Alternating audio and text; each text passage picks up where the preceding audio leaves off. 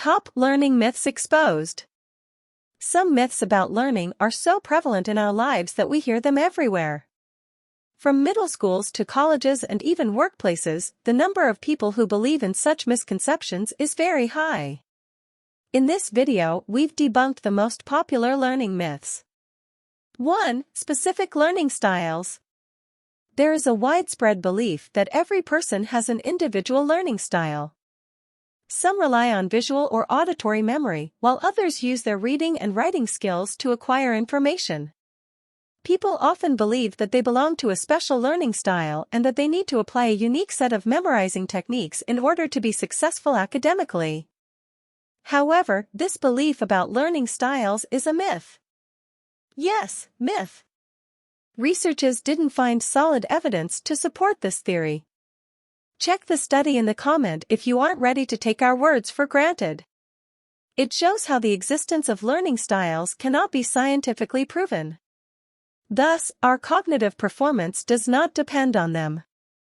So, what is the right way to study? The solution is to rely not on the so-called learning styles but rather on the nature of the task.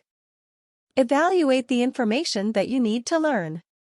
Then, decide on the learning methodology that will be the most suitable for your specific situation. 2. Brain plasticity and aging. Have your parents or grandparents ever complained that it becomes harder for them to remember information as they get older? Have you noticed that it is much more difficult for older people to keep material in their heads than for youngsters? Well, the truth is that it's not only about age. Everything is much more complicated. Most people wrongly assume that brain capacity peaks at a young age and then begins to diminish gradually. However, this scientific study proves that the human brain remains just as powerful as we become older due to brain plasticity. This means that older people are still capable of complex problem solving and effective information processing. Of course, there are some distinctive features of an older brain. Let's discover what older people are capable of and what they struggle with. What older people can accomplish. Forming new memories. Acquiring new skills. Expanding vocabulary. Learning a new language. What older people struggle with. Recalling names and finding proper words. Multitasking. Holding attention for a long time. In short, older adults have a great learning capacity. What's more, there are some areas in which they are stronger than younger people. For example, older adults have a richer vocabulary. Moreover, they can apply their accumulated knowledge in real-life situations and solve complex problems more effectively. 3. The left and right brain debate.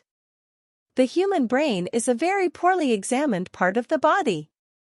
Previously unknown features and principles of its operation are being discovered regularly. However, there is one thing that scientists do know about the brain without a doubt: there is no division into a creative and an analytical half. In other words, many believe that some people are left brain dominant, aka analytical thinkers, and others are right brain dominant, aka creative thinkers. According to this myth, people versed in technical sciences cannot also excel in creativity. However, academic research, you can find link in the description of this video, has proven that the division of the brain into creative and analytical parts is just a myth. This conclusion leaves us with two pressing questions. How does our brain operate? Why do we have the incorrect assumption that there are right-brained and left-brained people? In reality, some tasks require more resources from one hemisphere, while some need the energy from the other. Thus, students will only benefit if they stop making excuses about being right-brained or left-brained. With a bit of resilience and dedication, everyone is capable of mastering any discipline. 4. The learning pyramid. The learning pyramid is a theory that relies on false conclusions, speculations, and a complete lack of evidence. So, let's debunk this myth from its origins. It all started in 1946 when Edgar Dale, a specialist in audiovisual learning, created his theoretical model called the cone of experience. The model demonstrated the channels of imparting information and had nothing to do with knowledge acquisition or retention. Dale's model was only a theoretical framework and had to be used in different ways depending on the context and external factors. Later, the cone of experience was misinterpreted and renamed the learning pyramid. Even though Dale explained the nature of his model and pointed out some possible misconceptions, it was misused. There is no proof to back up the average retention rates presented on the learning pyramid. The research, you can find link in the description of this video, explains that no retention percentages can be scientifically proven. The learning pyramid is just the result of an unreasonable misinterpretation of Dale's theoretical framework. If we investigate the learning pyramid on a deeper level, it is worth stating that the retention percentages cannot be proven at all. Initially, many aspects that directly influence memory retrieval have been eliminated. The variables that might affect these rates are as follows. The nature of the material being recalled. The time gap between the studying session and the exam. The age of the learners. The basic knowledge of the learners. The nature of the text. So, there is no use in relying on the learning pyramid. The best way to study any material is to move the information from passive to active memory. In other words, when you read a book, passive experience, and then take a quiz, active experience, you gain a lot of knowledge. If you rely on the untrustworthy learning pyramid, you will see no effect. 5. The 10,000-hour rule. It takes about 3 days to reach the moon, 9 months to carry a baby, and 10,000 hours to become an expert in some field, right? Not quite. Let's discuss the last one and why it's incorrect. Gladwell, the author of this theory, relies on several examples. 1. The Beatles spent 10,000 hours playing before they became a well-known band. 2. Bill Gates put in 10,000 hours of practicing programming before he founded Microsoft. 3. The best violin student at Berlin Music Academy dedicated 10,000 hours to practice. But is this theory reliable? Not really. Firstly, the number 10,000 is very catchy, of course. But it is entirely arbitrary, and there is no substantial evidence to prove that this number is based on scientific research. Secondly, Gladwell misunderstood that in the case of the Music Academy, 10,000 hours was just an average.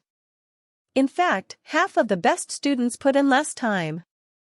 As with the learning pyramid, the whole idea is based on false generalizations and misunderstandings of other people's theories. After all, when it comes to practice, you need to remember 2 main points. Quality matters.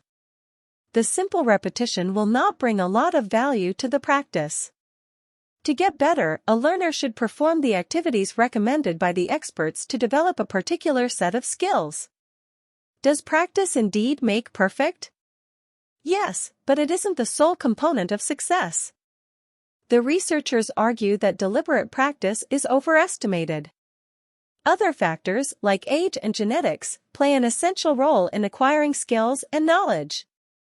Overall, you cannot predict how many hours, days, or years you will need to become an expert.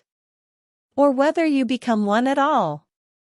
Yet, you can practice consciously relying on quality advice. We are at the end. I'm so glad this video has been helpful for you. All links to the research used in this video can be found in the description.